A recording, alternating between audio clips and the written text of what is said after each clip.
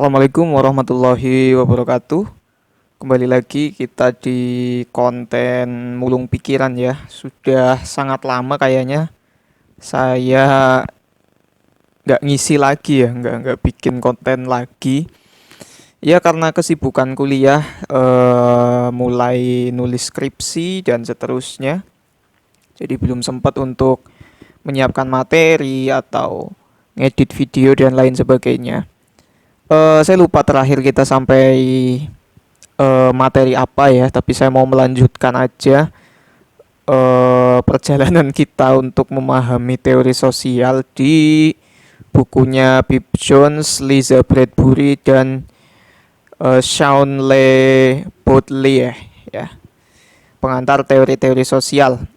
Mungkin terakhir kita sampai di materialisme historis ya dan dialektis di bab 2 Marx dan Marxisme. Kali ini kita akan melanjutkannya dengan konsep dasar berikutnya dari Marxisme as a social theory ya, sebagai sebuah teori sosial. Jadi pada kesempatan kali ini kita akan mempelajari apa yang disebut sebagai determinisme ekonomi. Ini mungkin basic banget ya buat teman-teman yang belajar Marxisme, karena ini nanti semacam apa ya, hampir semua gagasan Marx tentang politik, tentang ekonomi tentu ya, tentang masyarakat, budaya, apapun itu, selalu dikembalikan ke konsep dasarnya tentang infrastruktur dan suprastruktur ya, yang include dalam konsep determinisme ekonomi. Jadi sebenarnya bagi yang belajar Marxisme atau berusaha memahami Marxisme, seruwet-ruwetnya, sembulat-bulatnya Marx itu selalu urusannya sama ekonomi gitu. Urusannya sama bagaimana bisa memperoleh ekonomi ya. Jadi kita akan belajar itu mungkin tidak terlalu lama, hanya ada 6 slide saja tentang determinisme ekonomi. Oke, yang pertama adalah infrastruktur ya, atau dalam istilah lain mungkin kalau teman-teman baca literatur lain disebut sebagai base structure ya, atau basis struktur.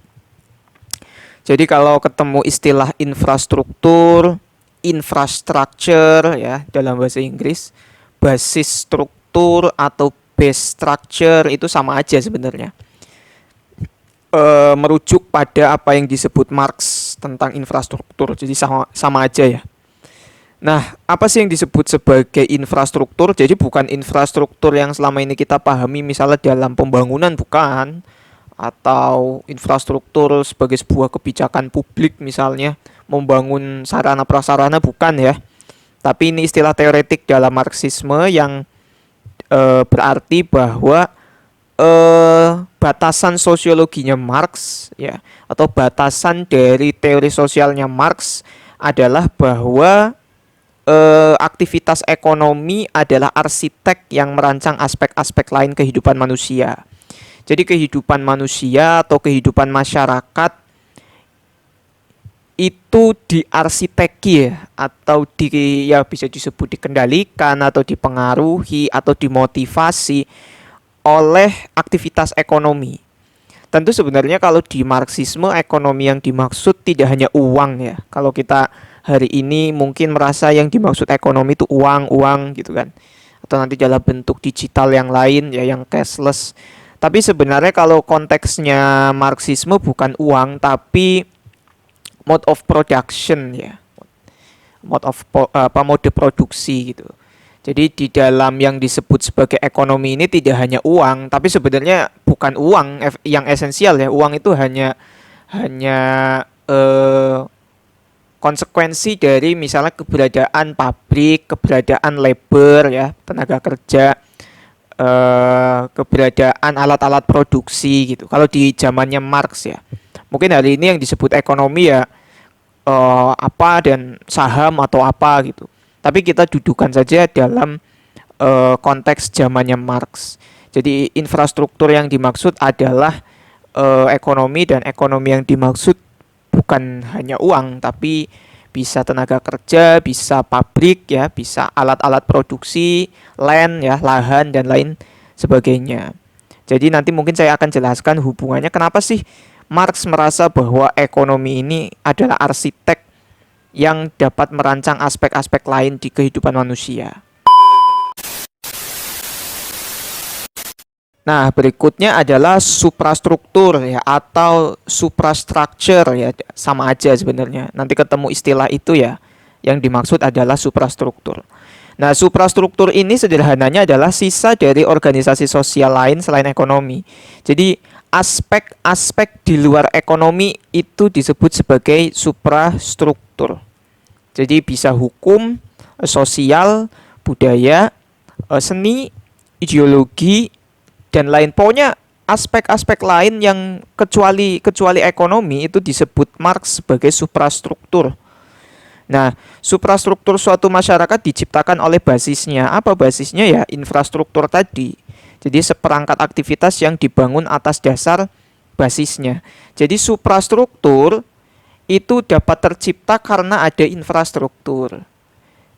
Jadi karya seni misalnya bisa tercipta karena kamu punya uang, misalnya sederhananya begitu. Kita bisa sekolah ya karena kita bisa bayar SPP dan lain sebagainya. Jadi ketika kita punya kekuatan ekonomi, kita bisa mengakses banyak banyak sisi-sisi kehidupan lain atau institusi-institusi sosial yang lain. Jadi di sini Marx sangat menekankan pentingnya kepemilikan ekonomi, pentingnya kepemilikan atas basis struktur. Karena tentu konteksnya adalah ketika melihat kapitalisme, para kapitalis ini memiliki ya atau menguasai infrastruktur sehingga dia bisa mengendalikan tenaga kerja, mengendalikan kaum proletar, berafiliasi atau berkonspirasi dengan pemuka agama untuk menciptakan corak keagamaan atau narasi-narasi keagamaan yang cenderung melanggengkan kekuasaan kapitalisme gitu. Jadi ketika para kapitalis ini memiliki kekuasaan atas infrastruktur yaitu ekonomi, ternyata mereka bisa mengakses banyak hal. Ya mulai dari pendidikan dan seterusnya, semuanya diarahkan untuk kepentingan melanggengkan kapitalis. Jadi sebenarnya konteks teorinya semacam itu ya. Jadi makanya nanti ketika kita belajar tentang revolusi, misalnya revolusi ala Marxian, itu kan yang diincar oleh Marx adalah institusi ekonomi. Yang diincar oleh Marx adalah bagaimana proletar ini bisa menguasai infrastruktur. Karena asumsinya ketika infrastruktur ini bisa dikuasai, maka akan ada semacam pembagian aset gitu ya untuk kemudian menciptakan apa yang disebut Marx sebagai komunisme atau masyarakat tanpa kelas gitu. Dan tentu nanti di dalamnya melibatkan konfrontasi politik yang sifatnya fisik ya di fase yang disebut sebagai diktator proletariat. Nah, ini nanti kontroversi ya. Pertama kontroversi karena mungkin ada pelibatan kekerasan, walaupun ya kalau kata Marx ya ini sudah tidak tertahankan, ini rantai-rantai di kaki dan seterusnya ini sudah tidak tertahankan, sehingga sebenarnya wajar untuk melakukan penyerangan, agresi dan seterusnya gitu. Cuma ini nanti jadi kontroversial untuk para teoretikus, sosiolog, filsuf setelah Marx ya, yang mulai melakukan rekonsepsi lagi tentang revolusi, apakah harus fisik dan seterusnya. Dan berikutnya kontroversi lainnya adalah ramalan Marx tentang kapitalisme yang punya bibit-bibit untuk kehancurannya sendiri atau ini akan tiba, ternyata tidak pernah tiba-tiba gitu Mas. Tidak pernah sampai-sampai. Nah, itu nanti mungkin diskusi-diskusi kita di sesi-sesi berikutnya ya tentang Marxisme ini. Kritik-kritiknya dan kemudian nanti melahirkan aliran baru yang disebut sebagai neomarxisme. Tapi sederhananya dalam determinisme ekonomi ini ada dua konsep utama ya, atau dua asumsi dasar utama.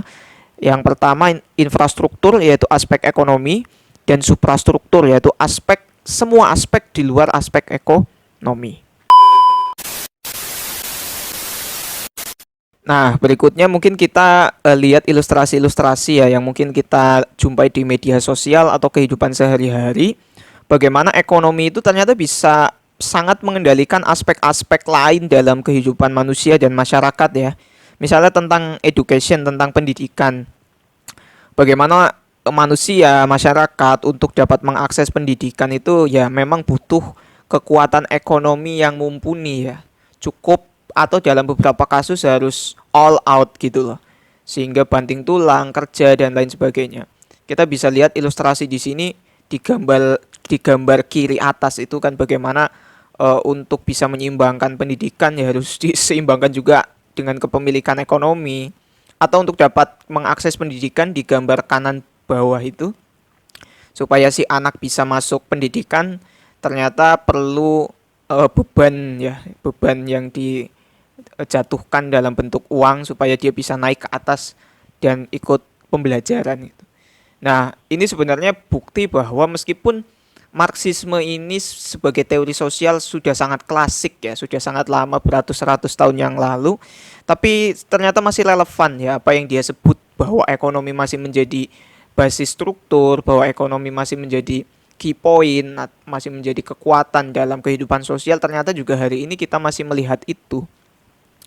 Atau dalam konteks makro seperti negara yang sangat mengejar pertumbuhan ekonomi, ketika pandemi terjadi kemudian muncul kebingungan harus menyelamatkan kesehatan atau ekonomi gitu ya, karena diasumsikan dua-duanya penting gitu loh. Dan mau tidak mau harus tiba pada semacam titik keseimbangan ya, equilibrium antara kesehatan dan ekonomi gitu. Padahal ya dalam penjelasan tertentu kemanusiaan dikatakan segala-galanya gitu. Tapi diasumsikan juga bahwa ketika ekonomi tidak terselamatkan ya kemanusiaan juga terancam gitu. Karena tidak bisa mengakses kebutuhan sehari-hari dan seterusnya. Jadi sangat masih relevan ya, meskipun kemudian banyak kontroversi secara epistemologis misalnya tentang apakah Marxisme masih relevan. Beberapa literatur mungkin juga masih ada yang mengangkat Marx sebagai tema utama, seperti Marxisme digital misalnya, untuk melihat kapitalisme digital gitu. Ya sebenarnya untuk menggunakannya kembali lagi ya, ketika kita melihat sebuah fenomena dalam kacamata Marxisme klasik, selalu bisa kita tarik atau kita bypass ya, bahwa semua ini ya semata-mata demi kepentingan ekonomi, keuntungan ekonomi dan lain sebagainya gitu. Cara pola pikir kita yang masih mementingkan ekonomi itu juga bukti bahwa ramalan Marx tentang infrastruktur, tentang pentingnya aspek ekonomi itu ya masih bekerja gitu. Ya walaupun kemudian kita mungkin dalam beberapa kesempatan teman-teman yang nulis skripsi atau nulis artikel itu seperti apa ya, udah deh tinggalkan Marx gitu loh, karena Marx ini udah orang dulu banget nih. Ya bisa kita katakan semacam itu karena aliran-aliran turunan teorinya juga sudah mulai lahir ya, banyak yang lahir gitu. Tapi bagaimana kita bisa mengetahui teori-teori kontemporer, bagaimana pergerakan, revolusi dan lain sebagainya, ketika kita tidak memahami bahwa tradisi Marxisme klasik itu memiliki penjelasan misalnya tentang determinisme ekonomi gitu. Nah, saya kira relevansi Marx dalam pergulatan teori sosial juga masih terus dipertimbangkan ya. Setidaknya kalau kita baca buku Pip Jones ini ya, dari ketiga aliran teori sosial utama, tentu Marxisme klasik ini dia punya karakteristiknya sendiri yang berbeda dengan misalnya teori konsensus yang kemudian diturunkan ke Emil Durkheim dan penerusnya, atau teori tindakan yang diturunkan ke Max Weber dan penerusnya. Di mana teori konsensus berorientasi pada kestabilan, solidaritas, kolektivitas gitu. Nah, tanpa Marxisme klasik ya, kita nggak bisa tahu bahwa mungkin dalam solidaritas ada yang mendapat keuntungan lebih besar daripada yang lain, atau ada yang bermain-main, berkomplot, berkonspirasi di balik kata kolektivitas gitu loh. Karena kolektivitas itu ternyata menguntungkan dirinya sendiri gitu. Jadi ini bukan serta-merta soal stabilitas gitu. Jadi Marxisme klasik atau perspektif konflik misalnya itu memberikan satu kacamata khusus buat para penggunanya, pembelajarnya, untuk melihat something yang tidak terlihat dalam satu fenomena, menyingkap satu tabir yang menghalangi kejernihan misalnya untuk melihat fenomena gitu loh. Ya soal misalnya perkebunan, soal industri, di balik industri itu ya memang ada pembagian upah, ada kemudian treatment-treatment tertentu yang diasumsikan fair, tapi dalam eh, kasus-kasus tertentu ternyata upahnya tidak sesuai dengan jam kerjanya atau jam kerjanya terlalu berlebihan sedangkan upahnya tidak layak. Itu kan sebenarnya penindasan ya atau penguasaan dan lain sebagainya.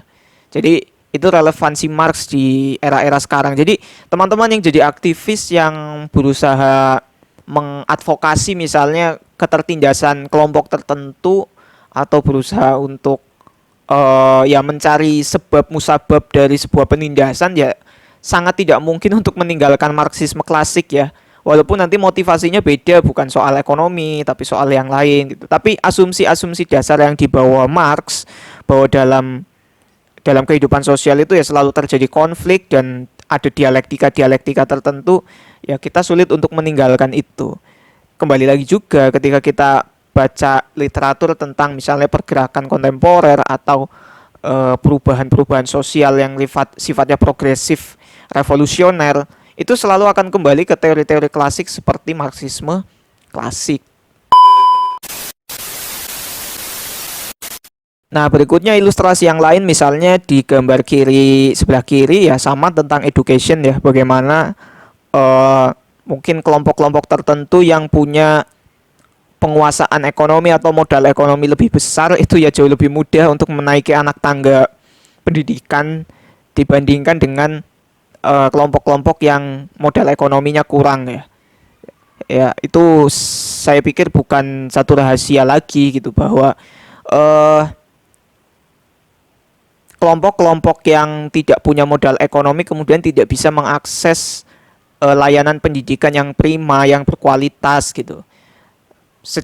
Bahkan dalam beberapa kasus justru harus putus sekolah atau tidak sekolah gitu. Itu sebenarnya bentuk fenomena yang dikritik Marx ya. Dan itu bentuk dari ketimpangan sosial, ketidaksetaraan sosial yang pada zamannya itu ya berusaha untuk dilawan ya oleh Marx. Dan gambar itu juga menjadi bukti bahwa pendidikan itu ya diarsiteki oleh ekonomi. Jadi tanpa ekonomi ya akan kesulitan bagi seseorang, bagi individu untuk bisa mengakses pendidikan kan, semacam itu. Atau gambar yang sebelah kanan ini agak vulgar tapi itu menyiratkan bahwa bahkan dalam relasi cinta ternyata ekonomi juga masih bisa bermain ya. Sebenarnya nggak harus terlalu dramatis tapi sederhananya bagaimana kita mengekspresikan rasa, mengekspresikan apa yang kita sebut sebagai cinta ternyata juga butuh modal-modal ekonomi ya. Seperti ngasih barang atau ngajak jalan dan seterusnya. Ya tetap membutuhkan modal ekonomi. Menikah dan seterusnya akan tetap membutuhkan modal ekonomi. Ternyata cinta juga membutuhkan modal ekonomi ya. Jadi saya kadang ngerasa bahwa ketika kita membahas cinta dalam konteks yang realistis, yang orang-orang sebut realistis itu ya bagaimana kita punya modal ekonomi yang cukup maka kita bisa mengakses cinta gitu. Nah ini nanti ya problematis ya buat teman-teman yang nggak punya mazhab semacam ini tapi ya pada kenyataannya ya tetap kita membutuhkan bahwa kemudian ekonomi tidak menjadi unsur utama ya tentu itu nanti menjadi variasi tersendiri gitu dalam ekspresi atas cinta gitu. Tapi faktanya ya kita akan tetap membutuhkan aspek ekonomi untuk mengarsiteki ekspresi cinta kita terhadap seseorang gitu. Ya kalau secara pribadi saya juga merasa ini ironis sebenarnya ya. Karena apakah cinta kemudian bisa diukur secara materialistik khususnya ekonomistik gitu loh. Padahal itu kan satu perasaan yang tidak apa ya. Tidak sesederhana itu dengan kita punya modal ekonomi berarti kita menjadi pribadi yang penuh cinta atau tidak gitu. Ya itu sebenarnya nanti bisa dibahas mungkin oleh beberapa filsuf misalnya oleh Erich Fromm dalam The Art of Loving ya, dalam Seni Mencintai, bahwa yang material itu ya kadang nggak selalu bisa disebut sebagai cinta, bisa saja itu manipulasi dan lain sebagainya. Tapi faktanya kemudian kita masih bisa melihat kasus atau fenomena-fenomena di mana ekspresi cinta itu dikendalikan atau diarsiteki oleh modal ekonomi. Nah, terakhir ini adalah semacam skema ya yang saya dapat di Google tentang base structure ya, yang warna biru dan superstructure. Nah, saya mungkin akan jelasin pelan-pelan. Jadi base yang dimaksud tuh infrastructure ya. Jadi base structure atau infrastruktur itu ya sama saja. Nah, dalam infrastruktur ya yang disebut sebagai aspek ekonomi tadi itu bukan saja money ya atau uang gitu, tapi means of production atau mode of production misalnya, yang di dalamnya meliputi tools, alat, mesin, pabrik, kemudian lahan, land, dan materi-materi ya, materi-materi yang dimaksud tentu yang memenuhi kebutuhan faktoris misalnya tadi atau mesin misalnya. Jadi base atau infrastruktur ekonomi yang dimaksud Marx dalam konteks teorinya itu tidak hanya uang, karena uang konsekuensi dari kepemilikan tools, mesin, factories gitu.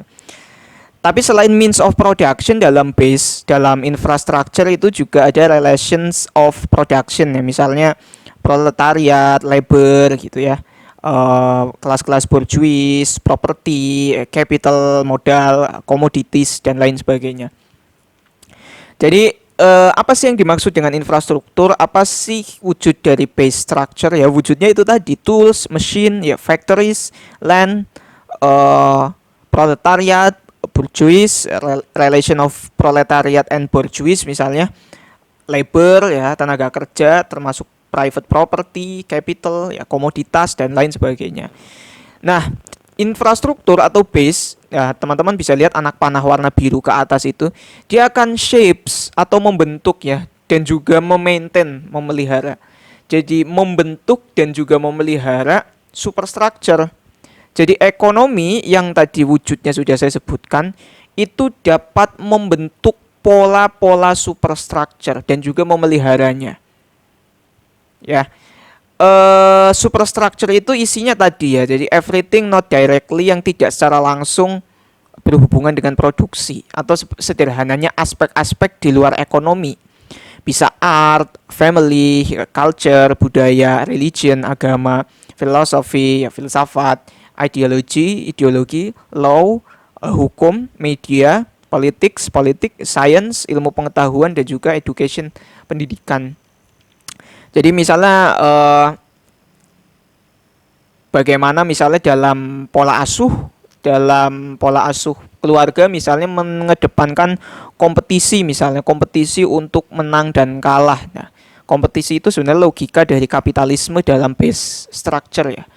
Atau misalnya dalam education, dalam pendidikan diajarkan untuk punya skill yang tinggi, upgrading skill dan seterusnya supaya jadi tenaga kerja yang terampil ya. Tenaga kerja terampil itu ya kebutuhan pabrik sebenarnya.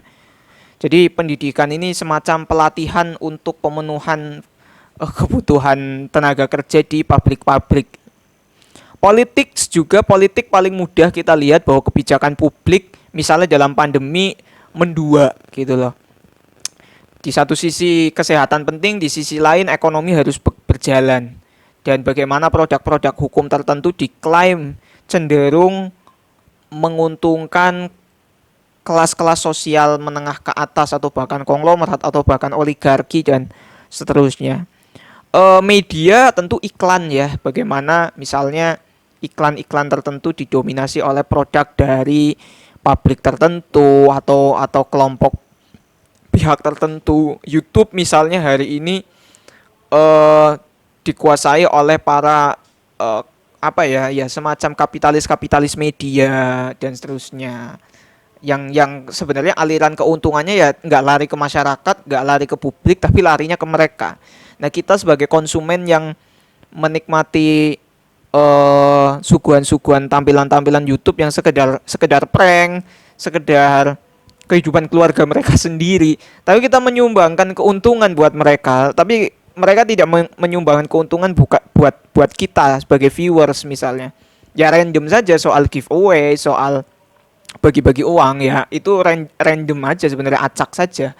Tapi bagaimana kita yang menjadi subscriber, menjadi viewer, ternyata juga nggak dapat feedback yang secara langsung, justru kita menyumbangkan kekayaan atau keuntungan bagi para pemilik media-media ini. Law tadi ya soal produk hukum, religion ini sebenarnya agak sensitif dan agak harus hati-hati ya. Tapi sebenarnya kalau dalam konteks Marx ya di zamannya tentu agamanya bukan Islam gitu. Bagaimana para pemuka agama itu dipakai untuk kepentingan misalnya menciptakan ya semacam kestabilan sosial supaya para proletariat ini tidak ngamuk atau tidak berusaha menggulingkan pabrik-pabrik supaya mereka menerima keproletariatan mereka misalnya. Itu kan yang dikritik Marx dalam kritik agamanya, kritik agama dan kritik masyarakatnya.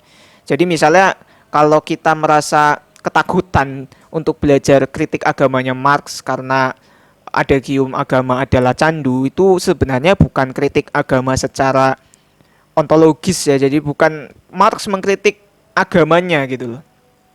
Tapi Marx mengkritik pola ekspresi keagamaan. Marx mengkritik bagaimana masyarakat memahami agama, dan Marx mengkritik bagaimana para pemuka agama ini menggunakan agama untuk sebenarnya kepentingan kapitalis, bukan kepentingan agama itu sendiri gitu. Sehingga sebenarnya kalau kita pahami nggak perlu harus baca Das Kapital atau baca buku-bukunya Marx.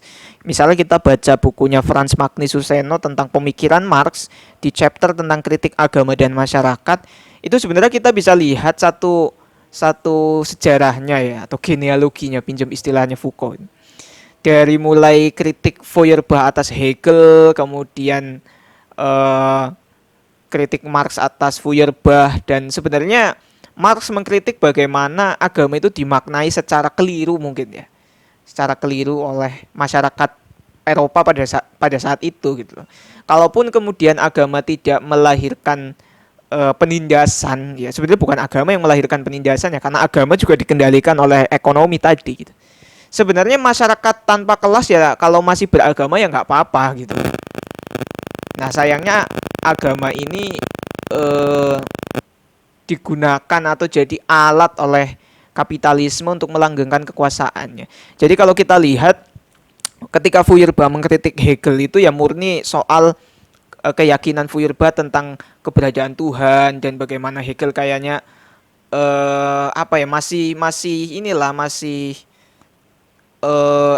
masih terbayang-bayang oleh pemuka agama gitu. Kalau memang Feuerbach lebih ekstrim menurut saya daripada Marx ya. Nah, sedangkan Marx melihat titik yang tidak dijangkau oleh Feuerbach. Jadi kalau Feuerbach bilang bahwa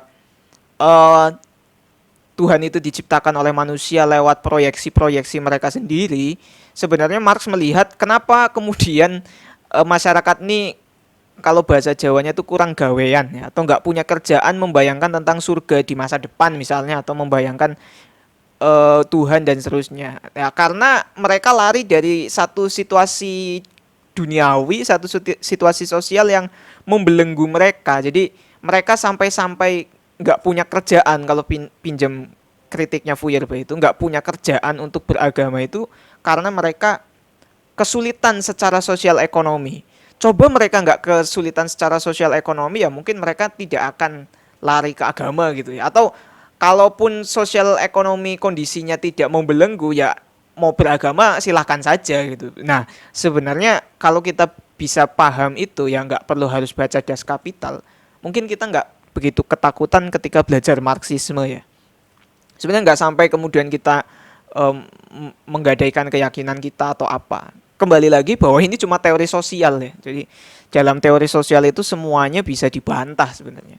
Apalagi cuma sekedar teori ya. Hukum-hukum tertentu saja masih bisa digugat dalam natural science misalnya. Jadi apalagi social science itu. Ini sangat asumtif ya, sangat relatif, tapi bukan berarti salah sih. Tapi selalu bisa dikritik, selalu bisa digugat titik kelemahan argumentasinya. Jadi biasa aja sebenarnya. Kalau ada teori sosial yang agak ekstrim itu sebenarnya biasa aja. Tinggal kita pahamin aja kenapa dia tiba pada narasi yang ekstrim gitu loh. Kalau narasinya begini ya sebenarnya ya nggak relevan gitu dan seterusnya. Jadi biasa saja. Belajar teori itu jangan baper ya. Karena kembali lagi namanya teori, bisa digugat, bisa dibantah. Kebenarannya juga selalu bisa diragukan. Nah, kembali lagi superstructure ini nanti juga akan memaintain dan juga shaping ya, memelihara dan juga membentuk lagi base structure. Jadi ini semacam siklus di mana ekonomi membentuk superstructure dan superstructure nanti memelihara bagaimana ekonomi masih menjadi base structure. Jadi kapitalisme itu men-shaping atau membentuk aspek-aspek sosial yang lain supaya dia bisa pro pada kapitalisme. Sederhananya begitu. Jadi kapitalisme berusaha membuat kehidupan sosial, aspek-aspek kehidupan sosial itu melanggengkan kekuasaannya. Nah, itu karakteristik kapitalisme ya yang diidentifikasi Marx lewat konsep determinisme ekonomi. Oke, baik, itu saja dari saya tentang determinisme ekonomi. Nanti kita akan kembali lagi di mulung pikiran sesi-sesi berikutnya. Kalau teman-teman lihat di beberapa sesi selain pengantar teori sosial, mungkin saya belum selesai di bukunya Zizek tentang pandemi dan bukunya Eric Fromm tentang cinta ya. Mungkin setelah ini saya akan lanjutkan lagi salah satu dari dua buku itu sebelum kita kembali lagi belajar teori sosial di bukunya Pip Jones. Mungkin itu saja dari saya. Jangan lupa share, komen, dan subscribe channel saya. Bagi teman-teman yang punya pemaknaan atau pemahaman lain dari konsep-konsep yang saya pahami, bisa ketik aja di kolom komentar untuk kita diskusi bersama.